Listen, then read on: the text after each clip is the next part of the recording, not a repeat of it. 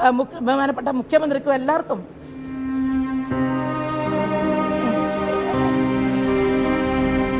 ഒരു പരാതി കൊടുക്കാൻ തീരുമാനിച്ചിരിക്കുകയാണ്. നമസ്കാരം.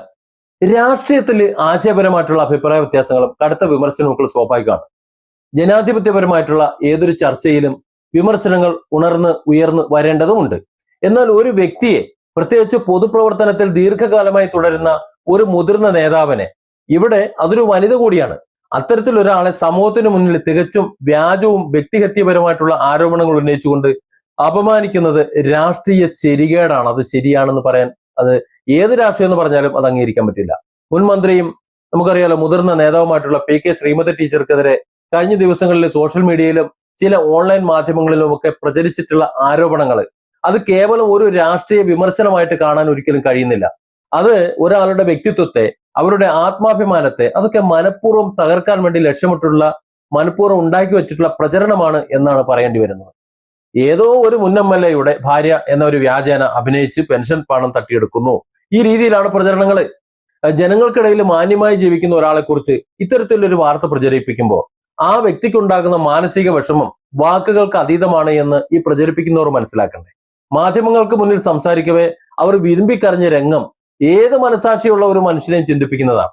തനിക്കൊരു അധ്യാപിക എന്ന ഒരു നിലയിൽ, അല്ലെങ്കിൽ സ്വന്തം ഭർത്താവിന് അധ്യാപകൻ എന്ന നിലയിൽ അർഹതപ്പെട്ട പെൻഷനുണ്ട് എന്നും അതിനപ്പുറം മറ്റൊരാളുടെ പേരിൽ തട്ടിപ്പ് നടത്തി അത് കിട്ടുന്ന പണത്തിന് വേണ്ടി ജീവിക്കേണ്ട സാഹചര്യം തനിക്കില്ല എന്നും അവർ വളരെ വ്യക്തമായി പറയുന്ന ആ കാഴ്ച ഏതൊരു മനുഷ്യന്റെയും ഹൃദയം വേദനിപ്പിക്കുന്നതാണ്. സ്ത്രീയോടെന്നല്ല പുരുഷനോടും ചെയ്യാൻ പാടില്ലാത്ത ഒരു കാര്യമാണ്. എൻ്റെ ഭർത്താവിൻ്റെ പെൻഷൻ എനിക്ക് കിട്ടും അധ്യാപകൻ എന്നുള്ള നിലയിൽ. ഞാൻ വേറൊരാളുടെ പെൻഷൻ തേടി പോകേണ്ടുന്ന ഒരു വ്യക്തിയല്ല. അങ്ങനെ ഒരു പണത്തിന് വേണ്ടി പോകുന്ന ഒരാളല്ല ഞാൻ. എൻ്റെ അച്ഛനും അമ്മയും, എൻ്റെ അമ്മയുടെ അച്ഛനും, ഞങ്ങളുടെ കുടുംബത്തിൽ എല്ലാവരും അധ്യാപകരാണ്. അങ്ങനെയുള്ള ഒരു കുടുംബത്തിൽ ഞങ്ങൾക്ക് കിട്ടുന്ന പണം കൊണ്ട് സുഖമായി ജീവിക്കാൻ കഴിയുന്ന ഒരു കുടുംബമാണ് എൻ്റെത്. അങ്ങനെയുള്ള ഒരു വ്യക്തിയെ ഈ രൂപത്തിൽ ഞാൻ ഏതോ ഒരു MLA ആണോ എന്ന് എനിക്കറിയില്ല, അങ്ങനെ ആളുണ്ടോയെന്നും അറിയില്ല, അയാളുടെ പെൻഷൻ ഭാര്യ എന്നുള്ള നിലയിൽ അഭിനയിക്കുക എന്നല്ല, ഭാര്യ എന്നുള്ള നിലയിൽ നാട്യം നടിച്ച് എന്നിട്ട് പെൻഷൻ വാങ്ങുന്നു.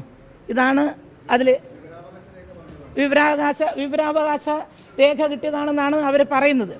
എന്ത് വിവരാവകാശ രേഖയായാലും അതിലെല്ലാം എൻ്റെ പടം കൊടുത്തിട്ട് മുൻ ആരോഗ്യമന്ത്രി PK ശ്രീമതി, മുൻ ആരോഗ്യമന്ത്രി PK ശ്രീമതി ഇങ്ങനെ പടം പലതവണ പല രീതിയിൽ കൊടുത്തുകൊണ്ട്, എൻ്റെ പടം കൊടുത്തുകൊണ്ടാണ് ഇത് പറയുന്നത്. അല്ലാണ്ട് വെറുതെ ഒരു വാക്കല്ല. അങ്ങനെയാണെങ്കിൽ പറയായിരുന്നു. അതുകൊണ്ട് ഞാനിപ്പോൾ DGPക്കും അതുപോലെ ആഭ്യന്തരമന്ത്രിക്കും നിയമസഭ നമ്മുടെ ബഹുമാനപ്പെട്ട സ്പീക്കർക്കും ബഹുമാനപ്പെട്ട മുഖ്യമന്ത്രിക്കും എല്ലാവർക്കും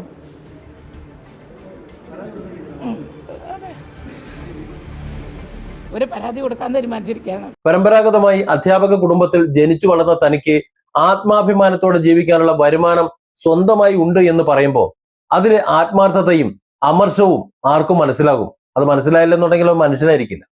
ഇവിടെ ഏറ്റവും പ്രധാനമായി നമ്മൾ കാണേണ്ടത് ഒരു വിവരാവകാശ രേഖയെ മുൻനിർത്തി നടത്തിയിട്ടുള്ള തെറ്റിദ്ധരിപ്പിക്കുന്ന പ്രചരണങ്ങളാണ്. വിവരാവകാശ നിയമം ജനങ്ങളുടെ അധികാരമാണ്, സർക്കാരിന്റെ പ്രവർത്തനങ്ങളിൽ സുതാര്യത വരുത്താനുള്ള ഒരു ഉപകരണവുമാണ്. എന്നാൽ ആ രേഖകളിൽ കാണുന്ന വിവരങ്ങൾ പൂർണ്ണമായി മനസ്സിലാക്കാതെയും സത്യാവസ്ഥ പരിശോധിച്ച് അതിന്റെ വ്യക്തത വരുത്താതെയും വാർത്തകളാക്കി മാറ്റുന്നത് കൊടും ക്രൂരതയാണ്. കേരള നിയമസഭാ സെക്രട്ടേറിയറ്റ് രേഖകളിൽ നൽകിയിട്ടുള്ള രേഖകളിൽ 2ാം കേരള നിയമസഭയിൽ അംഗമായിരുന്ന PR കൃഷ്ണൻ എന്ന മുൻ MLA ഭാര്യയായിട്ട് PK ശ്രീമതി എന്ന പേരുള്ള വ്യക്തി പെൻഷൻ വാങ്ങുന്നു എന്ന് ഒരുപക്ഷെ രേഖപ്പെടുത്തിയിട്ടുണ്ടാകാം. എന്നാൽ ആ പേരിൽ മറ്റൊരു വ്യക്തി ഉണ്ടോ, അല്ലെങ്കിൽ ആ പേരിന്റെ സാമ്യം മാത്രമാണോ, ഇതൊക്കെ കൃത്യമായി പരിശോധിക്കാൻ വാർത്തകൾ നൽകിയത് തയ്യാറാവണ്ടേ. നമുക്കറിയാമല്ലോ രേഖകളിൽ അങ്ങോട്ടും ഇങ്ങോട്ടും മാറി പലതും അച്ചടിച്ചും അല്ലാതെയൊക്കെ വന്നിട്ടുള്ളത്. അതായത് തെറ്റിപ്പോണതാണ്. അവിടുത്തെ ഡാറ്റയും ഇവിടുത്തെ ഡാറ്റയും കൂടെ ഇന്നത്തെ ഓൺലൈന്റെ കാലത്ത് മിക്സായി വന്നിട്ടുള്ള ഒരുപാട് ചരിത്രമുണ്ട്. ഇനി അങ്ങനെയെങ്ങാനും ആയതാണോ, അല്ലെങ്കിൽ വേറെ ഏതെങ്കിലും PK ശ്രീമതിയാണോ, ഇങ്ങനെയുള്ള വിവരങ്ങളൊക്കെ ഒന്ന് അന്വേഷിക്കണ്ടേ. ശ്രീമതി ടീച്ചറുടെ ഭർത്താവ് C ദാമോദരൻ നമ്പ്യാരാണ്. അദ്ദേഹം ഒരു ജനപ്രതിനിധിയായോ അല്ലെങ്കിൽ MLA ആയോ പ്രവർത്തിച്ചിട്ടുമില്ല. ശ്രീമതി ടീച്ചർ മുൻ MLA എന്ന നിലയിൽ സ്വന്തം പേരിൽ അർഹതപ്പെട്ട പെൻഷൻ കൈപ്പറ്റുന്നുമുണ്ട്. വിവരാവകാശ അപേക്ഷ നൽകിയ വ്യക്തി തന്നെ തന്റെ കുറിപ്പിൽ PR കൃഷ്ണന്റെ ഭാര്യയായിട്ടുള്ള PK ശ്രീമതിയും മുൻ മന്ത്രിയായ PK ശ്രീമതിയും രണ്ടാളാണെന്നും ഇത് പരിശോധിക്കപ്പെടണമെന്നും എടുത്തു പറഞ്ഞിട്ടുണ്ട്. അങ്ങനെ വ്യക്തമായ ഒരു സൂചന കൂടെ ഉണ്ടായിട്ടും അതിന്റെ സാമ്യം മാത്രം വെച്ചുകൊണ്ട് ഒരു മുൻ മന്ത്രിയുടെ ഫോട്ടോയും ചേർത്ത് വെച്ചിട്ട് അവരെ മറ്റൊരാളുടെ ഭാര്യയായി കൂട്ടിച്ചേർത്ത് പെൻഷൻ കൈപ്പറ്റുന്നു എന്ന് പ്രചരിപ്പിച്ചത് ബോധപൂർവമായിട്ടുള്ള അവഹേളനമല്ലാതെ വേറെന്താണ്? ആ ആക്ഷേപത്തെ അംഗീകരിച്ചു കൊടുക്കാൻ പറ്റുന്നില്ല. രാഷ്ട്രീയ വിയോജനവും മറ്റു കാര്യങ്ങളൊക്കെ ഉണ്ടായേക്കാം. ഇത്തരം സന്ദർഭങ്ങളിൽ വിവരാവകാശ രേഖയിൽ ലഭിച്ചിട്ടുള്ള വിവരങ്ങൾ ഔദ്യോഗികമായി തന്നെ വ്യക്തത വരുത്തേണ്ടത് സത്യത്തിൽ അത്യാവശ്യമാണ്. ഏതെങ്കിലും ഔദ്യോഗിക രേഖകളിൽ പേരിന്റെ സാമ്യം കൊണ്ടോ അല്ലെങ്കിൽ എഴുത്തിന്റെ പിശകുകൾ കൊണ്ടോ തെറ്റിദ്ധാരണ ഉണ്ടായാൽ ബന്ധപ്പെട്ട അധികൃതരും അതുപോലെ നിയമസഭാ സെക്രട്ടേറിയറ്റും ഒക്കെ അത് പരിശോധിച്ചിട്ട് കൃത്യമായ വിശദീകരണം നൽകണം. സത്യാവസ്ഥ ജനങ്ങൾക്ക് മുന്നിൽ വരികയും വേണം. കാരണം അവരെ മനസ്സിലാക്കട്ടെ. അതല്ലാതെ കിട്ടിയ രേഖയെ പകുതി മാത്രം വായിച്ച് ആളുകളെ വ്യക്തിഗത ജയിക്കാൻ വേണ്ടി ഉപയോഗിക്കുന്നെന്ന് പറഞ്ഞാൽ അത് മാധ്യമധർമ്മം എന്ന് വിളിക്കാൻ പറ്റൂല. ഒരു സ്ത്രീയെ അവർ ഏതൊരു രാഷ്ട്രീയ പ്രസ്ഥാനത്തിൽപ്പെട്ട ആളോ ആകട്ടെ, CPM-ഓ കോൺഗ്രസോ BJP-യോ ആരോ ആയിക്കോട്ടെ, ഇത്തരത്തിൽ അപമാനിക്കുന്നത് സമൂഹത്തിന് നല്ല സന്ദേശമല്ല നൽകുന്നത്. പൊതുരംഗത്ത് നിൽക്കുന്ന വനിതകൾ നേരിടുന്ന ഏറ്റവും വലിയ വെല്ലുവിളിയാണ് ഇത്തരം സൈബർ ആക്രമണങ്ങളും വ്യക്തിഹത്യകളും എന്ന് പറയുന്നത്. രാഷ്ട്രീയ അഭിപ്രായ വ്യത്യാസങ്ങൾ അതുപോലെ അവരുടെ നയങ്ങൾ ഭരണത്തെ ഒക്കെ മുൻനിർത്തിയിട്ട് സംസാരിക്കാം, ഒരു കുഴപ്പമില്ല. ആശയങ്ങളെ ആശയം കൊണ്ട് നേരിടാം.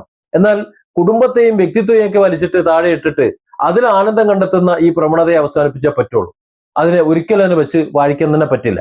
വ്യാജ വാർത്തകൾക്കെതിരെ നിയമപരമായിട്ടുള്ള നടപടികളുമായി മുന്നോട്ട് പോകുമെന്നും DGPക്കും സ്പീക്കർക്കും ഒക്കെ പരാതി നൽകുമെന്നും ഒക്കെ അവർ വ്യക്തമാക്കിയിട്ടുണ്ട്. പോണമെന്നാണ് ഞാൻ പറയുന്നത്. നിയമപരമായിട്ടുള്ള നിയമ നടപടി എടുത്ത് തന്നെ പോണം. വസ്തുതകൾ പരിശോധിക്കാതെ കേവലം വ്യൂസിനും റീച്ചിനും അതുപോലെ വാർത്തകൾക്കും വേണ്ടി മറ്റൊരാളുടെ ജീവിതവും മാനാഭിമാനവും ഒക്കെ വെച്ച് പന്താടുന്ന ഇത്തരം പ്രവണതകൾക്കെതിരെ അതിശക്തമായ നിയമ നടപടി ഉണ്ടാകണം. പൊതുസമൂഹം ഇത്തരം വ്യാജ പ്രചരണങ്ങളെ തള്ളിക്കളയുകയും വിവരങ്ങളുടെ സത്യാവസ്ഥ ഉറപ്പുവരുത്തിയ ശേഷം മാത്രം പ്രതികരിക്കുകയാണ് സത്യത്തിൽ ചെയ്യേണ്ടത്. ആരോഗ്യപരമായിട്ടുള്ള ഒരു ജനാധിപത്യ സംവിധാനത്തിന് ഇതാണ് അത്യാവശ്യം എന്ന് പറയുന്നത്. അല്ലാതെ കിട്ടുന്നത് എന്തായാലും അത് എന്താണ് എന്നറിയാതെ എടുത്തങ്ങോട്ട് ചാടലല്ല.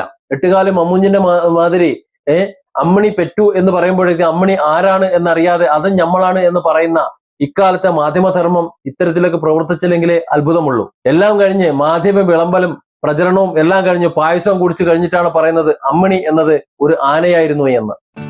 Different angles. Don't forget to subscribe and support this channel.